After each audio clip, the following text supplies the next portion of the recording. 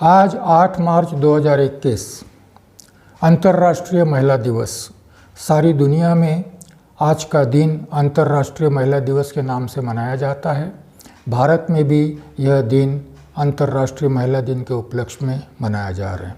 वास्तव में अंतर्राष्ट्रीय महिला दिन आयोजित करने का प्रयोजन यह है कि दुनिया में हर देश में लिंग के आधार पर, लिंग भाव के आधार पर भेदभाव किया जाता है महिलाओं के साथ में। पुरुष सत्ताक व्यवस्था जहाँ जहाँ भी है वहाँ महिलाएं पुरुषों की दास है, पुरुषों की गुलाम है। भारत जैसे देश में तो यह बात बड़ी ही प्रखरता से दिखाई पड़ती है, क्योंकि भारत में बहुसंख्यक समुदाय जो है वह हिंदू समुदाय है।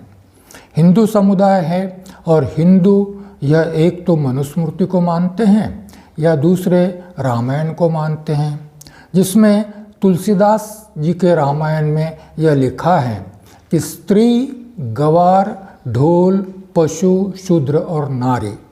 स्त्री, गवार, ढोल, पशु, शूद्र और नारी सब ताड़न के अधिकारी। तो महिला का अधिकार क्या? अब महिला की कैटेगरी क्या है?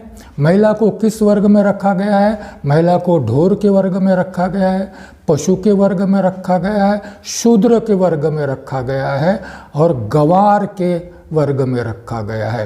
तो रामायण के अनुसार या तुलसीदास के अनुसार महिला यह शूद्र हैं, चाहे वो ब्राह्मण की पत्नी भी हो तो भी।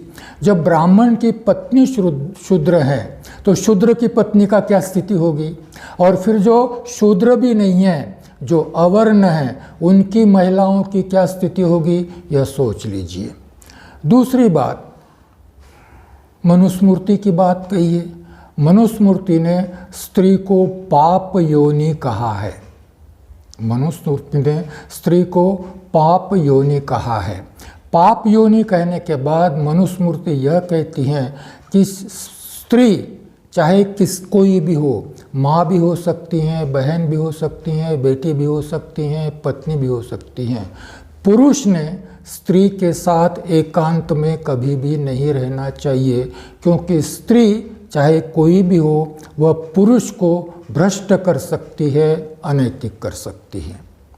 दूसरी बात, मनुस्मृति यह कहती है कि स्त्री यदि बालिका है तो पिता के शरण में रहेगी, स्त्री यह युवा है तो पति के शरण में रहेगी, और स्त्री यदि विधवा हो जाती है, पति की मृत्यु हो जाती है, तो वह अपने बेटे के शरण में रहेगी। स्त्री को न स्त्री स्वातंत्र्य मरहति, स्त्री को स्वतंत्रता का अधिकार नहीं है। जिस समाज की धारणा तुलसीदास रचित रामायण पर है, जिस रामायण ने, मैं रामायण को नहीं मानता, रामायण एक पुराण कथा है, परंतु उदाहरण देना चाहता हूँ अपनी बात स्पष्ट करने के लिए कि राम ने लंका विजय प्राप्त कर जब राम सीता जी को ले आए तो उसके बाद भी सीता को अग्नि परीक्षा देनी पड़ी। एक, अग्नि परीक्षा से संतुष्ट नहीं हुए तो फिर भी सीता के चारित्र पर आरोप किया गया और उसको स्वयं को, भूमि को समर्पित करना पड़ा। वो भूमि में विलीन हो गई। यह है सीता, रामायण की सीता। तो इसका अर्थ यह है कि जो समाज रामायण को अपना आदर्श मानता है, जो समाज राम को अपना आदर्श मानता है, जो समाज मनुस्मृति को अपना धर्म ग्रंथ मानता है, जिसमें स्त्री को स्वतंत्रता का कोई भी अधिकार नहीं है, ऐसा कहा गया है, उस समाज में स्त्री के मुक्ति के नाम पर, महिला दिवस के नाम पर उत्सव मनाया जा रहा है। उत्सव क्यों मनाया जा रहा है? जैसे आज के दिन नागपुर में आयोजन है महिला पत्रकारों का सत्कार, और माननीय आदरणीय शत्रुघ्न सिन्हा जी उसके प्रमुख अतिथि है। महिलाओं का सत्कार, महिला वैमानिक हो गई उसका सत्कार, महिला फाइटर पायलट है उसका सत्कार, महिला वैज्ञानिक है उसका सत्कार। क्यों? इसलिए कि यह सारे ही क्षेत्र, महिला परिचारिका है उसका सत्कार नहीं होता, महिला शिक्षिका है उसका सत्कार नहीं होता, महिला गृहिणी है उसका सत्कार नहीं होता। फिर सत्कार किस क्षेत्र में महिला का होता है? जो क्षेत्र पुरुषों की मक्तेदारी है, जो क्षेत्र, जिस क्षेत्र में पुरुष का एकाधिकार है, उस क्षेत्र में यदि महिला कोई विशेष कार्य करती हैं तो उस महिला का सत्कार किया जाता है, क्योंकि उसने पुरुष के मक्तेदारी के क्षेत्र में, पुरुष के एकाधिकार के क्षेत्र में अपना अस्तित्व निर्माण किया है, इसलिए उसका सत्कार किया। सत्कार करने के बाद क्या वह पुरुष की दासता से मुक्त हो गई? सत्कार करने का अर्थ क्या वह पति की दासता से मुक्त हो गई? मुझे नहीं लगता कि ऐसा है। मेरा अनेक लोगों से परिचय है। आज स्त्री शिक्षित हो गई है, आज स्त्री, बहुत सारी स्त्रियां आर्थिक दृष्टि से आत्मनिर्भर भी है, परंतु क्या स्वतः स्वयं के शरीर पर उसका अधिकार है? क्या स्वयं की आय पर उसका अधिकार है? क्या खुलकर वह खर्च कर सकती हैं? ऐसी स्थिति बिल्कुल भी नहीं है। मैं दूसरी ओर आपका ध्यान आकर्षित करना चाहता हूँ। जिस समाज में 70 साल हो गए भारत स्वतंत्र हो गया, जो समाज इस पर गर्व करता है कि हमारी संस्कृति कई हजार साल पुरानी है, हमारी संस्कृति दुनिया में सबसे महान संस्कृति है, हमारा धर्म दुनिया में सबसे महान धर्म है, और हम विश्व गुरु थे और विश्व गुरु बनने का प्रयास कर रहे हैं और विश्व गुरु हमको बनना है। उस देश का प्रधानमंत्री बेटी पढ़ाओ बेटी बचाओ का आह्वान करता है। 2021 में जिस देश को हजारों साल की संस्कृति है और सर्वोत्तम संस्कृति और सर्वोत्तम धर्म है, जो देश विश्व गुरु का दावा करता है, उस देश के प्रधानमंत्री को, उसी विचारधारा के मानने वाले प्रधानमंत्री को यह आह्वान करना पड़ता है कि बेटी बचाओ बेटी पढ़ाओ। क्यों भाई? क्यों भाई? स्त्री तो देवी है। आप दुर्गा की पूजा करते हो, भारत माता की जय बोलते हो, फिर भारत माता की जय जो स्त्री का प्रतीक है उसके बचाने के लिए, आप उस भारत माता को बचाने के लिए आह्वान कर रहे हो। क्यों आह्वान कर रहे हो? क्योंकि कल परसों की घटना है कि एक वयस्क लड़की ने, 18 साल की लड़की हो गई, जिसको संविधान कहता है कि तुम स्वतंत्र व्यक्ति हो, तुमको वोट का अधिकार है, तुमको अपने निर्णय लेने का अधिकार है और किससे विवाह करना चाहिए इसकी भी स्वतंत्रता तुम्हें है। ऐसा होते हुए यदि कोई लड़की, विशेष तौर पर हिंदू धर्म की कोई लड़की, यदि किसी और धर्म के या उच्च जाति की लड़की नीचे जाति के किसी लड़के से विवाह करती हैं, तो कल परसों का उदाहरण है कि उसका बाप उसका सर काटता है और उसके साथ पुलिस स्टेशन में जाता है और कहता है मैंने मेरी बेटी की हत्या कर दी, अब आपको जो कुछ करना है वो करिए। दूसरा बाप बेटी की हत्या करता है और पुलिस स्टेशन में जाता है और कहता है कि मैंने मेरी बेटी की हत्या की, इसने दूसरे जाति के, दूसरे धर्म के युवक के साथ विवाह किया है, मुझे मान्य नहीं है, कुटुंब की परंपरा है। क्या है कुटुंब की परंपरा? क्या है इसको ऑनर किलिंग कहा जाता है। हमारे कुटुंब में ऐसा कभी नहीं हुआ। हमारे परिवार में परिवार की मान सम्मान की बात है। स्त्री ने घर में ही रहना चाहिए, चार दीवारी का उल्लंघन नहीं करना चाहिए। इस समाज में जब अंतर्राष्ट्रीय महिला दिवस के नाम पर उत्सव मनाया जाता है तो मुझे बड़ी हंसी सी आती है। हंसना चाहिए कि रोना चाहिए मुझे समझ में नहीं आता। यह गंभीरता से सोचने का विषय है।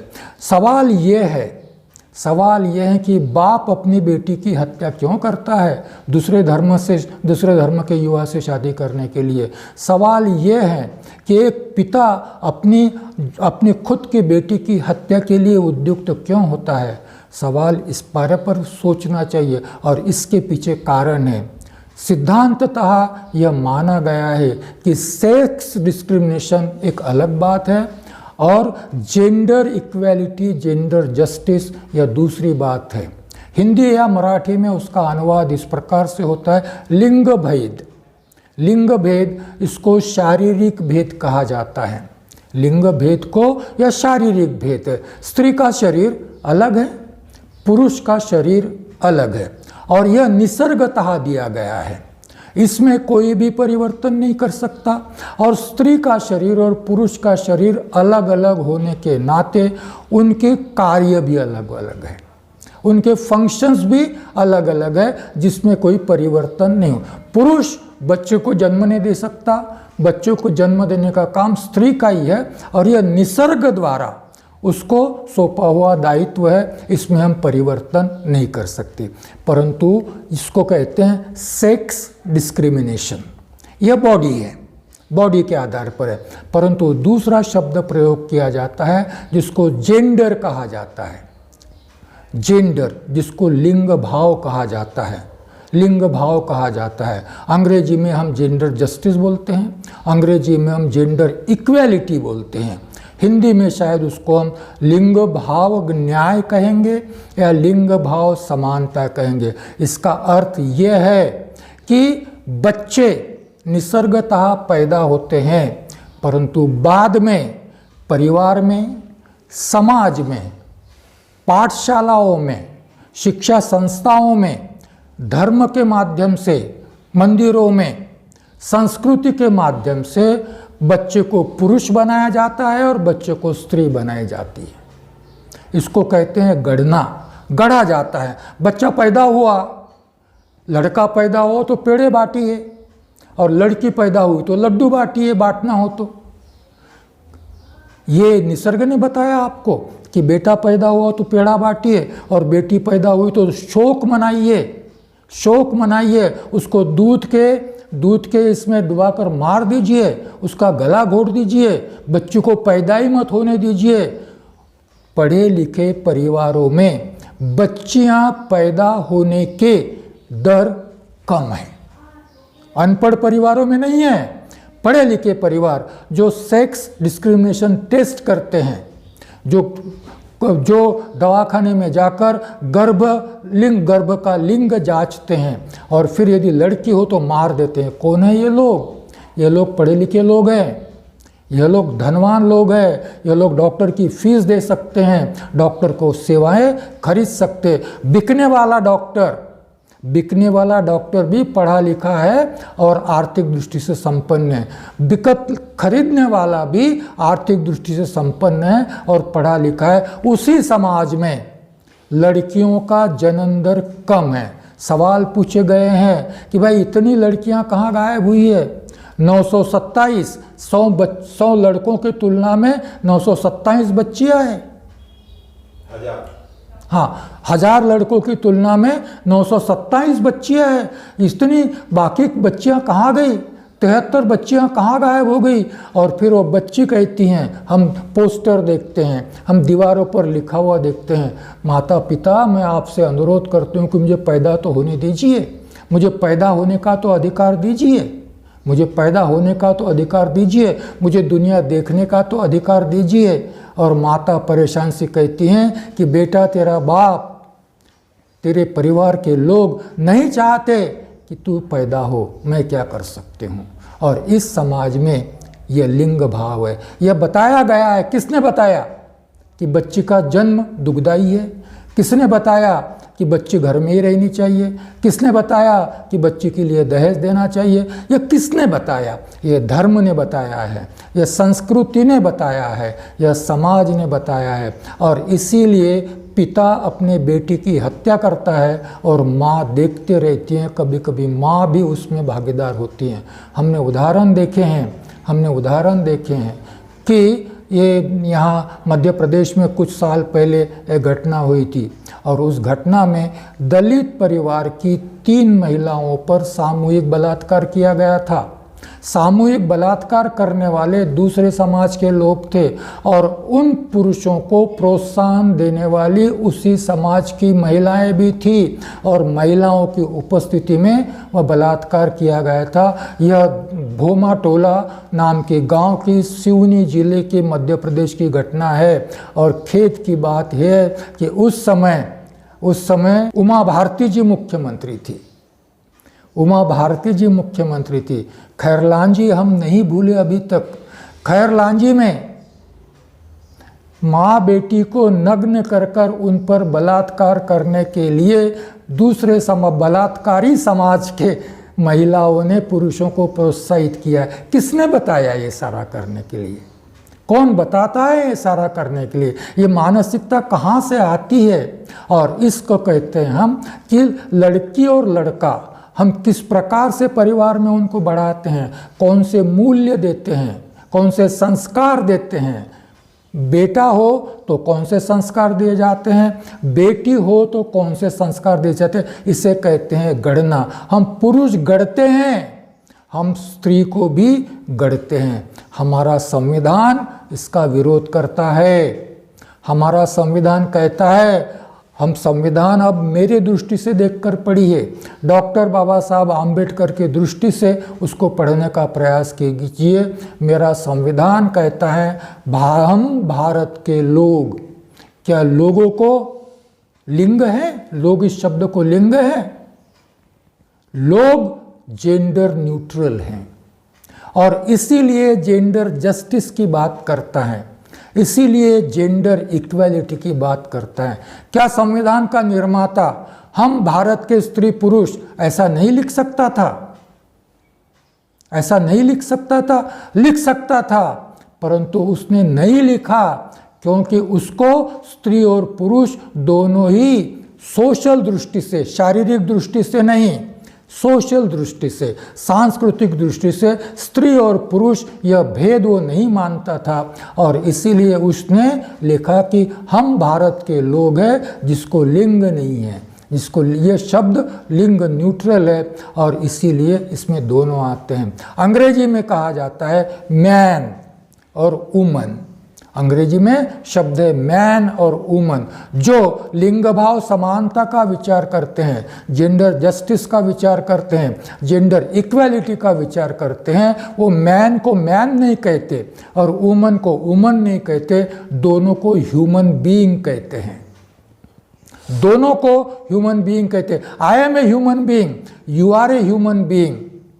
मैं मनुष्य प्राणी हूँ, तू भी मनुष्य प्राणी है, इसीलिए जितने अधिकार मेरे हैं उतने ही अधिकार तेरे भी है। जितना दायित्व मुझ पर है, जितनी जिम्मेदारियां मुझ पर है, उतनी ही जिम्मेदारियां तुझ पर भी है और इसीलिए इन सारी जिम्मेदारियों को हम दोनों अपनी भागीदारी से निर्वाह करने का प्रयास करेंगे। अपनी अपनी शारीरिक क्षमता, बौद्धिक क्षमता, मानसिक क्षमता के आधार पर। जब पुरुष पुरुष नहीं रहेगा, वो ह्यूमन बीइंग बन जाएगा। स्त्री स्त्री नहीं रहेगी, वो ह्यूमन बीइंग बन जाएगी। तब शायद इस समाज में जेंडर जस्टिस आएगा, तब शायद इस समाज में जेंडर इक्वालिटी आएगी। भारत का संविधान सारे ही नागरिकों के लिए, सारे ही नागरिकों के लिए राजनीतिक, आर्थिक, सामाजिक न्याय की मांग करता है। स्त्री और पुरुषों के लिए नहीं, सारे ही नागरिकों के लिए। नागरिक शब्द के साथ जेंडर जोड़ेंगे आप? नागरिक शब्द के साथ जेंडर जोड़ेंगे आप? संविधान ने सबको समान मत का अधिकार देने के बाद भी पॉलिटिक्स में समान रिप्रेजेंटेशन क्यों नहीं है? सवाल है। 70 साल हो गए हम संविधान लागू किए हुए। संविधान ने सबको समान वोट का अधिकार देने के बाद भी, equal vote, one man one vote, one human being one vote, one vote one value होने के बाद भी पॉलिटिक्स में इक्वल रिप्रेजेंटेशन क्यों नहीं है? ये सवाल नहीं पूछा जाना चाहिए 8 मार्च को। ये सवाल पूछा जाना चाहिए 8 मार्च को कि इक्वल रिप्रेजेंटेशन क्यों नहीं है। इसलिए नहीं है कि संविधान जो कुछ भी कहे, परंतु पुरुष सत्ताक समाज स्त्री को इक्वल अपॉर्चुनिटीज देना नहीं चाहता, क्योंकि वो उसको स्त्री मानता है, क्योंकि वो उसको स्त्री मानता है। मोदी जी से पूछिए, बेटी बचाओ बेटी पढ़ाओ वाले, तुम्हारे मंत्रिमंडल में कितनी महिलाएं हैं? तुम्हारे पक्ष ने कितनी महिलाओं को टिकट दिया है? क्या 50 प्रोपोर्शन बराबर है? पूछिए उनसे, क्यों नहीं देते आप? राष्ट्रीय स्वयंसेवक संघ से पूछिए कि तुम्हारे संगठन में महिलाएं क्यों नहीं है। ये सवाल नहीं पूछा जाना चाहिए कि तुम्हारे संगठन में महिलाएं क्यों नहीं है। संगठन में ही नहीं है तो क्या कभी महिला सरसंघ चालक बन सकेगी? क्यों नहीं बन सकती? क्यों नहीं बन? ये जेंडर जस्टिस है। महिलाओं के अलग संगठन बनेगा, महिलाओं का अलग संगठन है, मैं जानता हूं, महिलाओं का अलग संगठन है, मैं जानता हूं, परंतु राष्ट्रीय स्वयंसेवक संघ में एक भी महिला नहीं है। क्या ये जेंडर जस्टिस है? ये सवाल 8 मार्च को नहीं पूछे जाने चाहिए, ये सवाल जरूर पूछे जाने चाहिए। सारे फंडामेंटल राइट्स देखिए, संविधान के सारे फंडामेंटल राइट्स में कहीं पर भी स्त्री और पुरुष इन शब्दों का प्रयोग नहीं किया गया है। या तो व्यक्ति का संबोधन दिया गया है या नागरिक का संबोधन दिया गया है। संविधान दोनों को ही ह्यूमन बीइंग मानता है। 8 मार्च को जो लड़ाई शुरू हुई, 8 मार्च को जो संघर्ष शुरू हुआ, 8 मार्च को जो क्रांति की प्रक्रिया आरंभ हुई, वो क्रांति की प्रक्रिया स्त्री को पुरुष के क्षेत्र में अपना अस्तित्व सिद्ध करने के लिए नहीं थी, स्त्री के वर्चस्व का समाज निर्माण करने के लिए नहीं थी, स्त्री पुरुष से श्रेष्ठ है इसके लिए नहीं थी, स्त्री सत्ताक समाज व्यवस्था लाने के लिए नहीं थी, पुरुष सत्ताक समाज व्यवस्था नष्ट कर जेंडर जस्टिस और जेंडर इक्वालिटी के आधार पर नए समाज के निर्माण के लिए 8 मार्च की क्रांति की शुरुआत हुई थी। 8 मार्च के क्रांति की शुरुआत हुई। आज जश्न मनाया जा रहा है, महिला पायलट हो गई है। क्या परिवर्तन हुआ? पायलट होने के बाद भी यदि घर में आने के बाद वो पति के लिए चाय बनाती होगी तो क्या परिवर्तन हुआ? ये जेंडर जस्टिस की बात है। जेंडर जस्टिस, महिला पायलट हुई तो बड़ा उत्सव मनाया जाता है और पुरुष पायलट हुआ तो उत्सव नहीं होता। उसको नहीं कहते कि पुरुष पायलट हो गया। भाई कौन सी मानसिकता है? महिला अव्वल आई तो महिला ने बड़ा काम किया, अव्वल है, क्योंकि हमेशा पुरुष अव्वल आते थे। पुरुष के क्षेत्र में महिला अव्वल आई, इसका मतलब महिला की मुक्ति हो गई? इसका मतलब महिला की मुक्ति नहीं है। जेंडर जस्टिस की संख्या, जब तक उसको आप महिला संबोधित करेंगे, हम कभी कभी जाति व्यवस्था के बारे में कहते हैं, जब तक ब्राह्मण ब्राह्मण है तब तक भंगी भंगी ही रहेगा। जब तक ब्राह्मण ब्राह्मण है तब तक भंगी भंगी रहेगा। भले ही ब्राह्मण उसको अपने साथ खाना खिलाए, कोई फर्क नहीं पड़ता। समरसता लाइए आप, क्या फर्क पड़ता है उससे? समरसता लाने के बाद उसके साथ में बैठकर खाना खाने के बाद भी, उसके साथ में बैठकर खाना खाने के बाद भी यदि ब्राह्मण कहते हैं कि मैं अभी जाति व्यवस्था नहीं मानता, मैं भंगी को अपने साथ खाना खिला रहा हूं, कैसा लगेगा आपको? मैं स्त्री पुरुष समानता मानता हूं, इसीलिए मेरी बेटी अव्वल आई है परीक्षा में, इसलिए मैं उसके लिए उसके प्रति गर्व अनुभव करता हूं। भाई ये कोई बात हो गई? ये इसको जेंडर जस्टिस और जेंडर इक्वलिटी नहीं कहते। सवाल ये है कि उसको स्त्री और उसको पुरुष, जब तक पुरुष है तब तक स्त्री है, और पुरुष सत्ता, जब तक पुरुष है तब तक पुरुष सत्ता और स्त्री सत्ता का झगड़ा बना रहेगा। हमें न तो पुरुष सत्ता चाहिए और हमें न तो स्त्री सत्ता चाहिए। हमें ऐसा समाज चाहिए जिसमें जेंडर जस्टिस हो और जेंडर इक्वलिटी हो। और इसीलिए सारे भारत में 8 मार्च के नाम पर जो उत्सव मनाया जा रहा है वह मिडिल क्लास का उत्सव है, वो अपर मिडिल क्लास का उत्सव है, वह सवर्णों का उत्सव है, वह अपर क्लास का उत्सव है, जिसने महिलाओं को पढ़ने लिखने के अवसर दिए हैं, जिसने महिलाओं को पुरुषों के क्षेत्र में भी प्रवेश करने के अवसर दिए हैं, फिर भी जेंडर जस्टिस नहीं दिया है, फिर भी जेंडर जस्टिस की बात नहीं करते हैं, फिर भी जेंडर इक्वालिटी की बात नहीं करते हैं। मैं पढ़ रहा था वृत्तपत्र में पढ़ रहा था कि घर में सर्वोच्च न्यायालय कहता है कि भाई पत्नी को भी वो जो घर में काम करती हैं उसका मेहनताना दिया जाना चाहिए। तमिलनाडु के चुनाव में कमल हसन की पार्टी है, चुनाव लड़ रही है और उसने अपने घोषणा पत्र में कहा कि यदि हम चुनकर आ गए और सत्ता में आ गए तो सारी गृहिणी महिलाओं को हम उनके गृह कार्य के लिए उनको हम मेहनताना देंगे।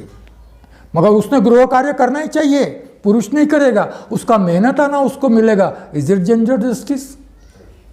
सर्वोच्च न्यायालय के एक निकाल क्या दे दिया, एक निर्णय क्या दे दिया कि महिलाओं के भी घर काम का मूल्यांकन होना चाहिए और मेहनताना देना चाहिए। ये जेंडर जस्टिस की बात नहीं है साहब, ये जेंडर जस्टिस की बात नहीं है, इसको जेंडर जस्टिस। और फिर जेंडर जस्टिस की बात करने वाले ये हायर वर्ग, कल बड़ा अच्छा सवाल पूछा गया था, क्या इन सारे आयोजनों में कहीं वहाँ कृषि आंदोलन में, किसान आंदोलन में, कानून के विरुद्ध आंदोलन में जब बराबरी से महिलाएं सहभागी हो रही है तो किसी ने उनका नाम लिया? किसको लगा कि उनका नाम लेना चाहिए कि यह है जेंडर जस्टिस का उदाहरण? सर्वोच्च न्यायालय को भी शायद जेंडर जस्टिस के बारे में कितनी संवेदनशीलता है मुझे मालूम नहीं।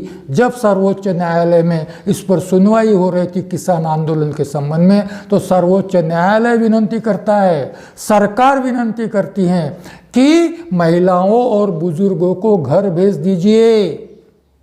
और महिलाएं कहती है सर्वोच्च न्यायालय को कि हम किसान हैं, हमें महिला मत कहना। ये किसानों का आंदोलन है, मेरा भी आंदोलन है, मैं यहाँ बैठी रहूँगी। वो महिला करके नहीं, वो अपने को संबोधित कर रही हैं। उसको दुख हुआ कि जब सर्वोच्च न्यायालय उसको महिला करके संबोधित करता है। वो कहती हैं कि मैं किसान हूँ और इसीलिए ट्रैक्टर चलाती हूँ। बिना किसान नहीं है और ट्रैक्टर कोई महिला चलाती तो शौक कहलाता है, परंतु किसान पुरुष ट्रैक्टर चलाता है, किसान महिला ट्रैक्टर चलाता है, पुरुष चलाता है, महिला चलाती है, ऐसा नहीं है। वो किसान है, किसान होता है, चाहे महिला हो चाहे पुरुष हो। और आज वहाँ से जेंडर जस्टिस के क्रांति की शुरुआत हो रही है। मिडिल क्लास से नहीं, अपर मिडिल क्लास से नहीं, जो अपनी सिद्धि का उत्सव मना रहे हैं कि पुरुषों के क्षेत्र में भी मैंने नाम कमाया, एक महिला ने नाम कमाया। इंदिरा गांधी प्राइम मिनिस्टर थी, महिलाओं की मुक्ति नहीं हुई। एक दो व्यक्ति के पुरुषों के क्षेत्र में अपना अस्तित्व सिद्ध करने से महिलाओं की मुक्ति नहीं होती। इंदिरा गांधी प्राइम मिनिस्टर थी, मुक्ति नहीं हुई। अर्थमंत्री हैं हमारी निर्मला सीतारामन जी, महिलाओं के लिए वो कर्ज देती है, परंतु महिलाओं में जेंडर जस्टिस प्राप्त हो इसके लिए क्या कर रही हैं? क्या होता है उससे? और कितने मंत्री हैं वहाँ पर? क्यों नहीं बीजेपी में 50% दिया जाता प्रतिशत? यदि जेंडर जस्टिस की बात हम करते तो क्यों नहीं दिया जाता? वहाँ से शुरुआत हो रही है। किसी ने नाम नहीं लिया किसान आंदोलन में महिलाओं का, अंतर्राष्ट्रीय महिला दिन के उपलक्ष्य में। वह किसान हैं, महिला नहीं है, और इसीलिए वहाँ सहभागी है। और सबसे दुख की बात है, हाथरस की किसी को याद ही नहीं है।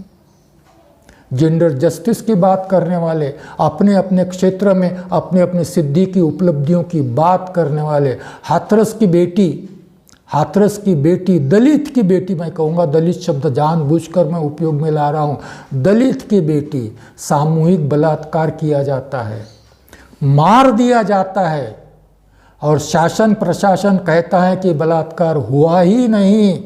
और फिर पुलिस रात के 2 बजे बिना माँ बाप की अनुमति के उसके कलेवर को, उसके पार्थिव शरीर को जला देते हैं। और माँ घूंघट पहनकर रोती है, खुलकर रोने की भी आज़ादी नहीं है।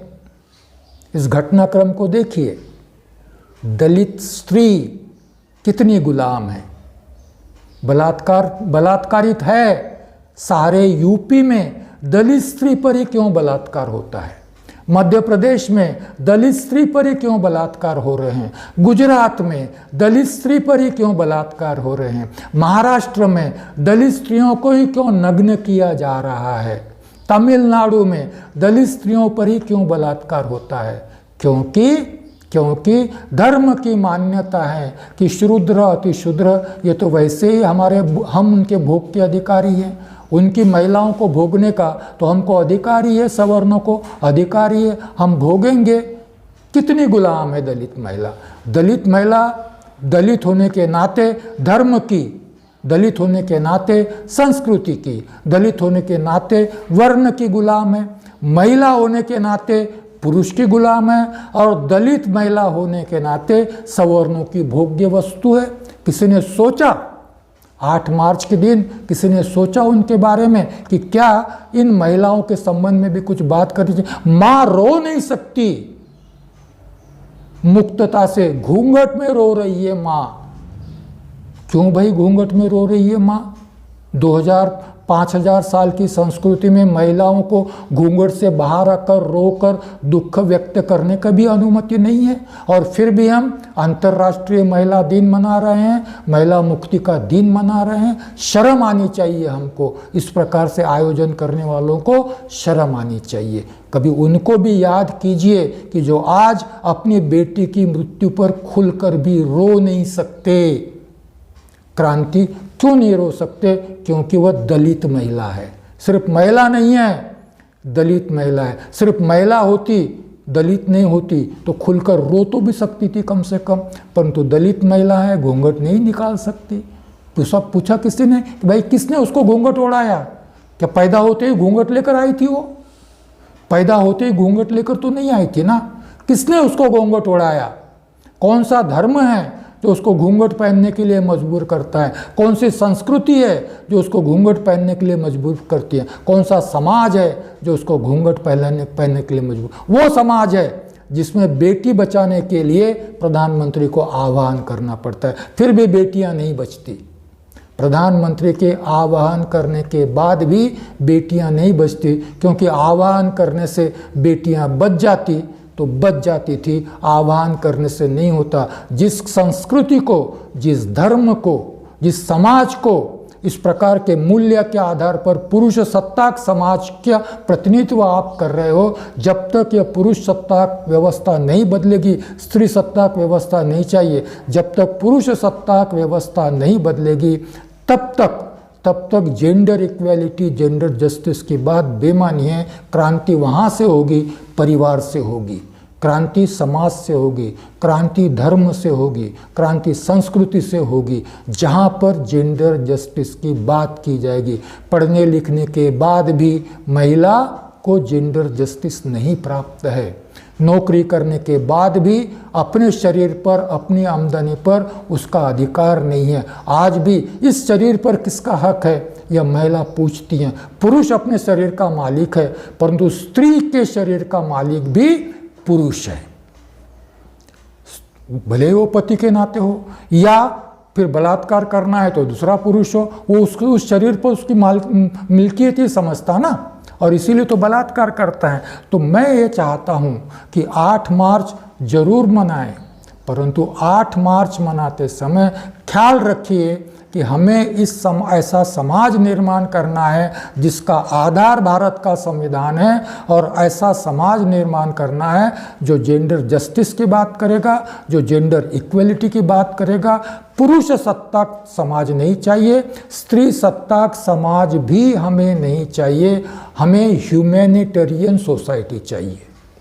मानवता के आधार पर जेंडर जस्टिस और जेंडर इक्वेलिटी का बात करने वाली समाज व्यवस्था हमें निर्माण करना है, और इस पर बड़ी गंभीरता से सोचने की ज़रूरत है। मैं कम से कम आम्बेडकरी समाज से यह अपेक्षा करता हूँ, क्योंकि स्त्री के बारे में भले ही हम बुद्ध को मानते हो, भले ही हम बाबा साहब को मानते हो, भले ही हम संविधान मानते हो, परंतु स्त्री के मामले में आम्बेडकरी समाज का पुरुष और आम्बेडकरी समाज की स्त्री दोनों ही, आम्बेडकरी समाज का पुरुष और आम्बेडकरी समाज की स्त्री दोनों ही हिंदू मानसिकता से, हिंदू संस्कृति से, हिंदू धर्म से प्रभावित है और इसीलिए आज भी पुरुष खुद को स्त्री से श्रेष्ठ मानता है, उसका पालक मानता है, उसका चालक मानता है, उसका मालिक भी मानता है, और स्त्री भी अपने को पुरुष के अधीन मानती है। आम्बेडकरी समाज की स्त्रियों से मैं पूछना चाहता हूँ, अपवाद की बात नहीं करता हूँ, नियम अपवाद से सिद्ध होता है, अपवाद नियम नहीं होते। मैं आज भी आम्बेडकरी समाज की महिलाओं को आह्वान करता हूँ कि पूछिए अपने आप से कि क्या आप पुरुष सत्ता से मुक्त हो। पुरुष सत्ता यह बुद्ध की देन नहीं है, पुरुष सत्ता व्यवस्था यह बाबा साहब की देन नहीं है, पुरुष सत्ताक व्यवस्था यह हिंदू धर्म की देन है, पुरुष सत्ताक व्यवस्था यह हिंदू संस्कृति की देन है, पुरुष सत्ताक व्यवस्था यह हिंदू वर्ण व्यवस्था की देन है। और जो वर्ण व्यवस्था, जो समाज व्यवस्था, जो पुरुष सत्ताक व्यवस्था यदि आम्बेडकरी समाज में विद्यमान है तो इसके लिए वो दोषी हैं या हम दोषी हैं? हम दोषी हैं। मैं आम्बेडकरी समाज से आह्वान करता हूँ, केवल महिलाओं से नहीं, क्योंकि पुरुष जब तक नहीं बदलेगा तब तक महिला नहीं बदलेगी। परिवर्तन दोनों के लिए जरूरी है, एक के बदलने से दूसरा नहीं बदलता। परिवर्तन दोनों के लिए जरूरी है कि बाबा साहब को इस दृष्टि से देखिए, जेंडर जस्टिस, जेंडर इक्वलिटी की दृष्टि से। बाबा साहब निर्मित संविधान को जेंडर जस्टिस, जेंडर इक्वलिटी की दृष्टि से देखिए, और बुद्ध को और धम्म को भी जेंडर जस्टिस, जेंडर इक्वलिटी की दृष्टि से देखिए। और उस दृष्टि से हमें पुरुष सत्ताक समाज के बदले जेंडर इक्वलिटी, जेंडर जस्टिस के आधार पर नए समाज के निर्माण के बारे में संघर्ष करने की आवश्यकता है। आने वाले 8 मार्च तक यदि कुछ परिवर्तन हम कर सकते हैं इस दृष्टि से, अपनी मानसिकता में, यह परिवर्तन घर से करना है, भाषण से नहीं होता, यह परिवर्तन घर से करना है। परिवर्तन, यदि परिवर्तन की शुरुआत अपने अपने घर से हम कर सकें तो हो सकता है कि अगला 8 मार्च हम बहुत अलग प्रकार से आयोजित करने का प्रयास कर सके। अगले 8 मार्च तक उम्मीद करता हूं कि कोरोना का प्रकोप भी चला जाएगा और 8 मार्च आम्बेडकरी समाज कुछ अलग ढंग से मनाने का प्रयास किया था। एक मैं सूचना देना चाहता हूं कि हमने वंदना संघ दीक्षा भूमि नागपुर की ओर से धम्मघोष मासिक हम लोग निकालते हैं। फरवरी का अंक हमने निकाला था जो बजट पर था और 26 जनवरी पर भी था, क्योंकि कोरोना के काल में मार्च 2020 से लेकर तो जनवरी 2021 तक हम अपना अंक नहीं निकाल पाए। मार्च का अंक 8 मार्च के उपलक्ष्य में हम महिलाओं को समर्पित करना चाहते थे, जेंडर जस्टिस, जेंडर इक्वलिटी को समर्पित करना चाहते थे, परंतु कोरोना के चलते हम मार्च का अंक नहीं निकाल पाए, इसलिए खेद है। मार्च का अंक महिलाओं की जिम्मेदारी होनी चाहिए, क्योंकि उनकी व्यथा वेदना बाबा साहब समझ सकते थे, मैं नहीं समझ सकता, बुद्ध समझ सकते थे, मैं नहीं समझ सकता, क्योंकि मैं भी पुरुष सत्ताक मानसिकता से ग्रस्त एक व्यक्ति हूँ, इसलिए मुझे व्यथा वेदना नहीं समझेगी। ज्योतिबा फुले को समझ में आ गई, बाबा साहब को समझ में आ गई, बुद्ध को समझ में आ गई। वह साधारण व्यक्ति नहीं थे, वो समझ सकते थे, क्योंकि वो ह्यूमन बीइंग थे, वो पुरुष नहीं थे, वो ह्यूमन बीइंग थे,